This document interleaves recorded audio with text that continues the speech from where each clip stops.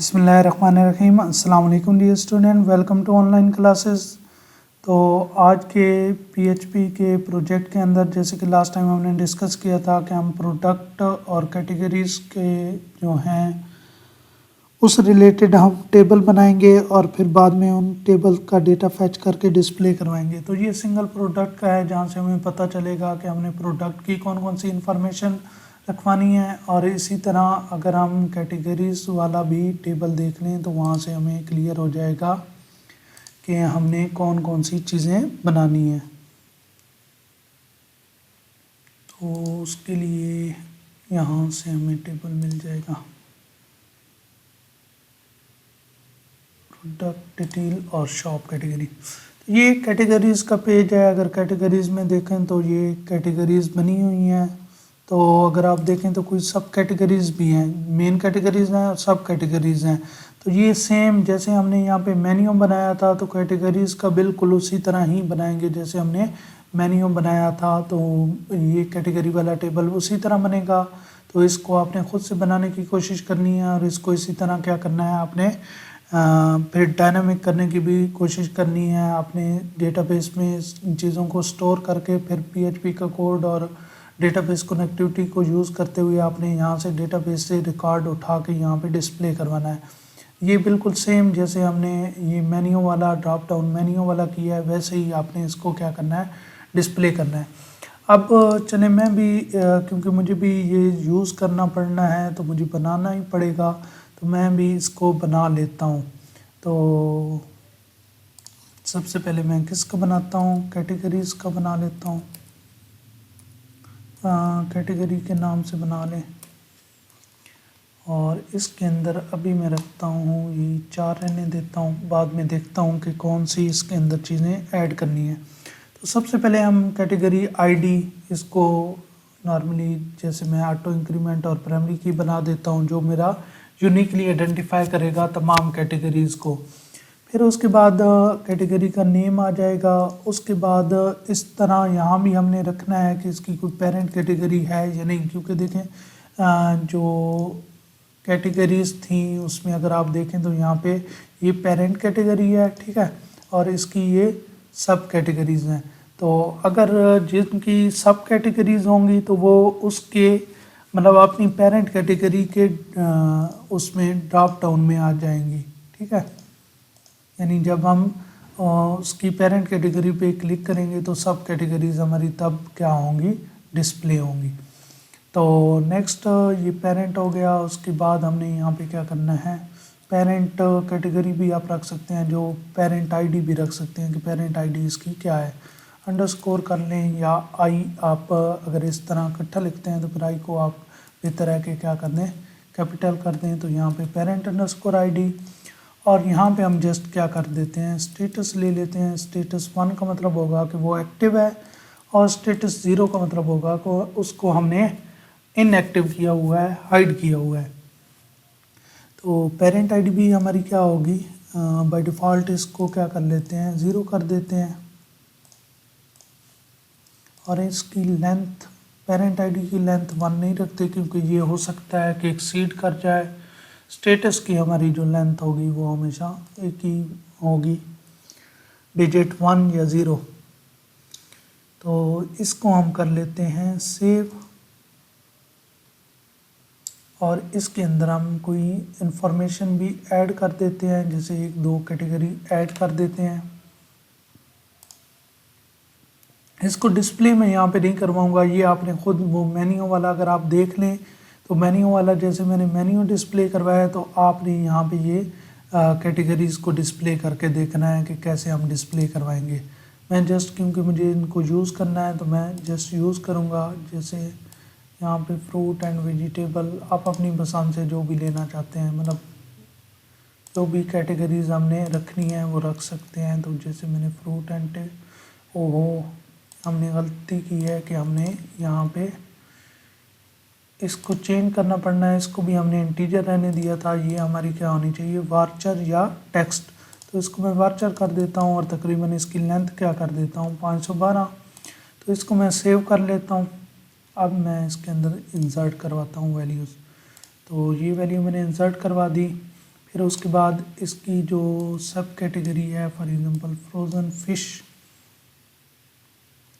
यहाँ पे खुद से लिख लेते हैं फ्रोज़न फिश, और इसकी पेरेंट मैं बना दूंगा कौन सी, ये वाली कैटेगरी इसकी पेरेंट बन गई। तो इसकी आईडी लाजमी बात है 1 होगी, तो ये 1। अगर आप देखें तो ये डेटा आपका ऐड हो चुका है, और इसकी पेरेंट आईडी 0 है और इसकी पेरेंट आईडी 1 है, यानी ये फ्रोज़न फिश जो है फ्रूट्स एंड वेजिटेबल में आएगी। आप इसी तरह अगर एक और भी एंट्री कर दें तो वो भी हम कर देते हैं मीट एंड फिश, फिर इसमें भी आ जाएगी। हम कोई और कैटेगरी कर लेते हैं ऑफिस प्रोडक्ट, खैर उसने भी वही सेम चीज़ें रिपीट की हुई हैं, तो हम यहाँ पे खुद से कुछ कर लेते हैं ऑफिस प्रोडक्ट, और यहाँ पे हम फॉर एग्जांपल कर लेते हैं फाइल कवर, और इसकी पेरेंट आईडी हम बना देंगे 2। ये भी हमारी रोज़ क्या हो जाएंगी, ऐड हो जाएंगी।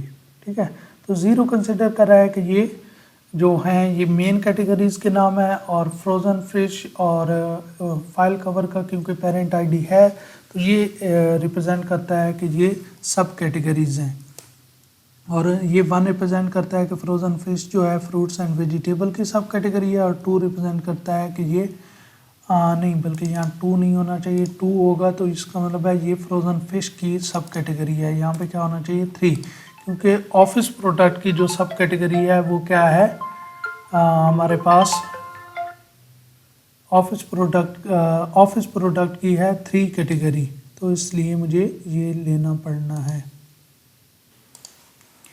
अच्छा, तो ये हमारा कैटेगरी का बन गया है। इसके बाद हमने बनाना है प्रोडक्ट का टेबल, तो प्रोडक्ट का टेबल भी हम यहाँ पे लिखेंगे प्रोडक्ट, और यहाँ पे हमें चाहिए होंगे नंबर ऑफ़ कॉलम ज़्यादा। अभी मैं ले लेता हूँ फॉर एग्जांपल 10, हमें कोई और ऐड 11 ले लिए हैं, कोई और भी ऐड करना पड़ेगा तो हम ऐड कर लेंगे। तो हम यहाँ पे जाते हैं सिंगल प्रोडक्ट के ऊपर, ताकि हमें पता चल सके कि हमने क्या क्या प्रोडक्ट की डिटेल हमने रखनी है। तो प्रोडक्ट में देखें सबसे पहले तो उसका क्या आ रहा है, नाम। तो सबसे पहले तो मैं प्रोडक्ट की आईडी रखूँगा। जैसे अक्सर जगह क्या होता है कि कुछ प्रोडक्ट का बार कोड होता है, तो वो बार कोड या जो भी चीज़ जो उसको यूनिकली आइडेंटिफाई करती हो प्रोडक्ट को, तो वो हम रखेंगे। मैं बाय डिफ़ॉल्ट क्या रख रहा हूँ, आईडी, और इसको क्या कर रहा हूँ कि ये ऑटो इंक्रीमेंट होती जाएगी। फिर उसके बाद यहाँ पे क्या आ जाएगा, प्रोडक्ट का नेम सेकंड, और ये हमारे पास वार्चर होगा, और इसकी लेंथ तकरीबन मैं 512 रख देता हूँ कि 512 नंबर ऑफ़ करेक्टर्स हो सकते हैं। उसके बाद देखें तो प्राइस आ जाएगी, तो मैं यहाँ पे प्राइस का भी ले लेता हूँ। ठीक है, अगर तो ये इंटीजर वैल्यूज़ होंगी तो मैं इंटीजर, अगर पॉइंट्स में वैल्यू होंगी तो मुझे यहाँ पे फ्लोट या डबल लेना पड़ेगा, डबल लेना पड़ेगा, यहाँ पे डबल होगा, डबल या रियल। हाँ, ये फ्लोट भी है, डबल भी है, रियल भी है, तो आप ले सकते हैं, लेकिन मैं इंटीजर रखता हूँ कि इंटीजर ही वैल्यूज़ होंगी। उसके बाद यहाँ पे कैटेगरी, तो यहाँ पे अब मैंने कैटेगरी नहीं लिखनी बल्कि कैटेगरी आईडी, यानी ये जो टेबल है ये अब एक किस्म का चाइल्ड टेबल होगा कैटेगरी का, क्योंकि कैटेगरी आईडी जो होगी वो पेरेंट आईडी जो होगी वो यहाँ पे होगी, यानी कैटेगरी की ये जो आईडी है 1 2 3 4। अब इस टेबल में हम एज अ फॉरेन की इसको यूज़ करेंगे। यहाँ पे एज अ प्राइमरी की है तो एज अ फॉरेन की हम यहाँ पे इसको क्या करेंगे, यूज़ करेंगे। तो ये लिंक होते जाएंगे जितने भी प्रोडक्ट हैं। तो मैं जब कैटेगरी आईडी उनके सामने रखूँगा 2, तो इसका मतलब है 2 का मतलब होगा कि वो सारे लिंक हो गए हैं फ्रोज़न फ़िश के साथ। तो इस तरह उसके बाद नेक्स्ट अगर हम देखें तो हमें क्या रखना है, स्टॉक के अंदर अवेलेबल है या नहीं, लेकिन इससे पहले कुछ चीज़ें एक्स्ट्रा इंफॉर्मेशन रख लेते हैं। जैसे इसकी डिस्क्रिप्शन आ गई तो डिस्क्रिप्शन रख लेते हैं, पूरा लिखने के बजाय आप शॉर्ट में डिस्क्रिप्शन रख दें और इसको टेक्स्ट कर देते हैं। DESC रख दिया हमने डिस्क्रिप्शन के लिए। फिर इमेज हमने रखना है, तो ये इमेज अब आप देख सकते हैं कि यहाँ पे इमेज मल्टीपल भी होते हैं, तो इमेज मल्टीपल होंगे तो उसको भी हम यहीं पे इसी ही कॉलम के अंदर मैनेज करेंगे। वो कैसे मैनेज करेंगे बाद में बता दूंगा। तो इमेज के लिए IMG मैंने रख दिया शॉर्ट फॉर्म में। नीचे अगर देखें तो डिस्क्रिप्शन ऑलरेडी मैं दे चुका हूँ। स्पेसिफिकेशन, अब स्पेसिफिकेशन में आप देखें तो बहुत सारी चीज़ें आ रही हैं, विड्थ, हाइट वगैरह। ये हर प्रोडक्ट की डिफरेंट हो सकती हैं, तो जिस तरह की आप बना रहे होंगे उस प्रोडक्ट के हिसाब से ये क्या आएंगी, चीज़ें डिफरेंट आएंगी। जैसे हम अगर अभी स्पेसिफिकेशन में रखते हैं तो स्पेसिफिकेशन में चंद एक चीज़ें रख लेते हैं। जैसे फॉर एग्जांपल अगर उसका साइज़ होगा तो साइज़ रख लेंगे कि क्या साइज़ है। फिर उसके बाद आप कलर या ये चीज़ें रखना चाहते हैं, जो भी चीज़ें। अभी हम बहुत ज़्यादा चीज़ें नहीं रखते स्पेसिफिकेशन में। जैसे यहाँ पे बहुत ज़्यादा चीज़ें आ रही हैं तो हम उसको इग्नोर करते हैं। आप रखना चाहें तो जो ये अगर इस रिलेटेड आप बनाना चाहते हैं और ये सारी चीज़ें स्पेसिफिकेशन में डिस्प्ले करना चाहते हैं तो फिर याद रखिएगा आपको ये सारे कॉलम बनाने पड़ने हैं, विड्थ का भी, हाइट का भी, डेप्थ का भी। तो ये सारे कॉलम आपके ज़रूरी कॉलम बनेंगे। उसके बाद कमेंट्स हो सकते हैं। ये कमेंट्स और रिव्यू का अलग से टेबल बनेगा जो प्रोडक्ट के साथ क्या होगा, लिंक होगा। एक किस्म का उन्हें और चाइल्ड टेबल बनाने पड़ेंगे जिनको लिंक करना पड़ेगा प्रोडक्ट के साथ। तो वो कमेंट्स और रिव्यू, क्योंकि कमेंट्स और रिव्यू कोई एक नहीं है कि मैं एक टेबल के आगे एक कॉलम बना दूं और उसी कॉलम में उसके जो हैं वो आ जाएं। साइजेस भी नॉर्मली आपके क्या होते हैं, मल्टीपल होते हैं। तो साइज अगर मल्टीपल होंगे तो फिर आपको अलग से टेबल बनाना पड़ेगा। या आप कामा सेपरेटेड भी, जैसे इमेज होंगी तो इमेजेस को भी मैं कामा सेपरेटेड रख लूँगा, तो साइज़ को भी मैं क्या कर लूँगा, कामा सेपरेट रख लूँगा। और फिर बाद में जब PHP कोड में डिस्प्ले करूँगा तो उसके लिए मैं फंक्शन यूज़ कर लूँगा जो मुझे सेपरेट कर देगा। कामा की वजह से मैं सेपरेट कर लूँगा, तो मैं सेपरेट करके उनको डिस्प्ले कर सकता हूँ। तो नेक्स्ट मुझे जो चीज़ रखनी थी वो क्वांटिटी रखनी है। तो हम स्टॉक हमें यहीं से पता चल जाएगा कि अगर क्वांटिटी अवेलेबल होगी, क्वांटिटी यहाँ पे for example by default value हम 0 रख देते हैं। तो 0 का मतलब होगा कि क्वांटिटी नहीं है हमारे पास, प्रोडक्ट की 0 है। तो वो हम कहेंगे कि अवेलेबिलिटी स्टॉक के अंदर नहीं है। अगर क्वांटिटी 0 से ग्रेटर है तो इसका मतलब है अवेलेबिलिटी स्टॉक के अंदर है।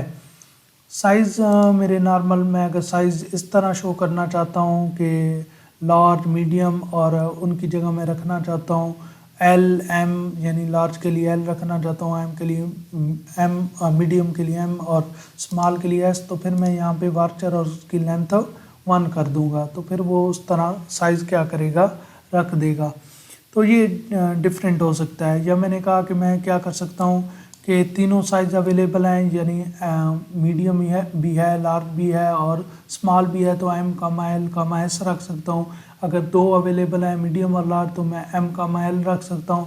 तो मैं इस तरह भी रख सकता हूँ, वो डिपेंड करता है कि मैं किस तरह लेके चल रहा हूँ। तो फिर वहाँ पे मुझे मैक्सिमम इसकी वार्चर की लेंथ क्या रखनी पड़ेगी, 3 रखनी पड़ेगी अगर मैं M, L, S भी रखना चाहता हूँ। तो नेक्स्ट जो चीज़ आ जाएगी, नेक्स्ट वैसे तो अगर प्रोफेशनल लेवल पे देखें तो हम ये भी रखते हैं कि कब ये प्रोडक्ट ऐड हुआ, कब ये अपडेट किया गया, कब इसको डिलीट किया गया। तो वो सारी चीज़ें भी रखते हैं, लेकिन हम उस लेवल तक अभी नहीं जा रहे हैं, हम उस लेवल की चीज़ों को कंसिडर नहीं कर रहे हैं। हम इनिशियल लेवल पे आसान सा लेके चल रहे हैं ताकि आपको चीज़ें समझ आएँ। तो यहाँ पे मैं क्या करता हूँ, स्टेटस इसको रिप्रेजेंट करेगा कि ये प्रोडक्ट हमने डिस्प्ले करनी है या नहीं करनी। यानी स्टेटस 0 होगा तो इसका मतलब मुझे इसे हाइड रखना है, चाहे ये डिलीट नहीं है लेकिन इसको मुझे हाइड रखना है, मुझे फ्रंट पे इसको डिस्प्ले नहीं करना। फिर इसी तरह वैसे तो मतलब अगर मैं इस प्रोडक्ट को कुछ स्पेशल फ्लैग बना सकता हूँ, जैसे कुछ के प्रोडक्ट्स होती हैं जो स्पेशल प्रोडक्ट्स होती हैं, तो यहाँ पे स्पेशल का कोई फ्लैग बना के उसको वैल्यू असाइन कर सकता हूँ।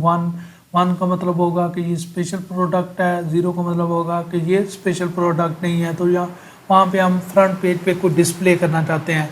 या इसी तरह फॉर एग्जांपल यहाँ पे एक और कॉलम ऐड कर सकता हूँ डिस्काउंट का। तो अब फॉर एग्जांपल डिस्काउंट, जैसे हम डिस्काउंट वाला ऐड कर भी लेते हैं, तो जिसका डिस्काउंट यहाँ पे गिवन होगा, बाय डिफ़ॉल्ट डिस्काउंट हम क्या रखते हैं, 0 डिस्काउंट की वैल्यू। तो 0 का मतलब है डिस्काउंट नहीं है। अब जिसका 5 होगा तो इसका मतलब है 5% डिस्काउंट है। तो जब हम कहीं पे डिस्काउंट वाले प्रोडक्ट डिस्प्ले करना चाहते होंगे तो हम ये डिस्काउंट वाले वेरिएबल इस कॉलम की वैल्यू रीड करेंगे कि जिसके ऊपर डिस्काउंट, फॉर एग्जांपल कोई यूज़र कहता है कि मुझे वो प्रोडक्ट शो करो जो 50% डिस्काउंट पे है, तो मैं क्या करूँगा कि इस डिस्काउंट की वैल्यू क्यूरी लगाऊंगा कि डिस्काउंट की वैल्यू जहाँ पे 50 है या 50 ग्रेटर है वो वाली प्रोडक्ट जो हैं वो डिस्प्ले हो जाएं। तो इस तरह के हम और कॉलम्स क्या कर सकते हैं, ऐड कर सकते हैं। अभी हम जस्ट क्या करते हैं कि ये इंफॉर्मेशन स्टोर करते हैं और इस इंफॉर्मेशन को स्टोर करके कहाँ पे मैंने क्या मिस किया है, अच्छा इमेज की जो लेंथ है वो मैंने मिस किया है, इसकी भी मैं तकरीबन रख लेता हूँ, क्योंकि अगर मैं मल्टीपल इमेजेस रखना चाहता हूँ तो टेक्स्ट कर दूँगा, या एक इमेज रखनी है तो जस्ट 512 यानी इतने नंबर ऑफ़ करेक्टर इनफ है। तो मैं इसको सेव कर देता हूँ। डिस्क्रिप्शन को मुझे टेक्स्ट रखना चाहिए था, आई थिंक सो, हाँ टेक्स्ट ही रखा है, ठीक है।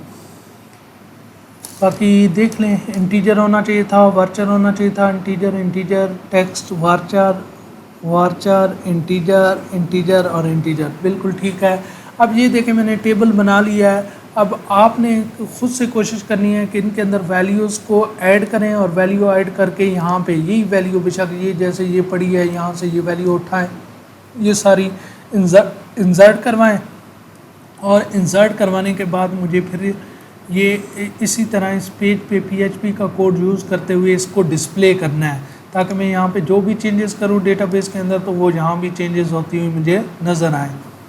या जब हम मल्टीपल प्रोडक्ट, ये सिंगल प्रोडक्ट पेज पे भी हमें शो करनी है, ये हमें होम पेज पे भी डिस्प्ले करनी होंगी, या हमारी यहाँ पे जैसे ये डिस्प्ले हो रही हैं इस तरह मुझे ये भी यहाँ भी डिस्प्ले करनी होंगी ये प्रोडक्ट, और इसी तरह जहाँ कैटेगरीज़ वाला हमारा पेज है वहाँ भी डिस्प्ले करनी है। तो आप ख़ुद से कोशिश कीजिएगा करने की, जहाँ तक आपसे हो सके। कोई क्वेश्चन हो तो पूछ लीजिएगा, और अगर समझ ना आए तो फिर मैं कल दोबारा इसको करवा भी दूँगा। थैंक यू सो मच, ख्याल रखिएगा, अल्लाह हाफ़िज़।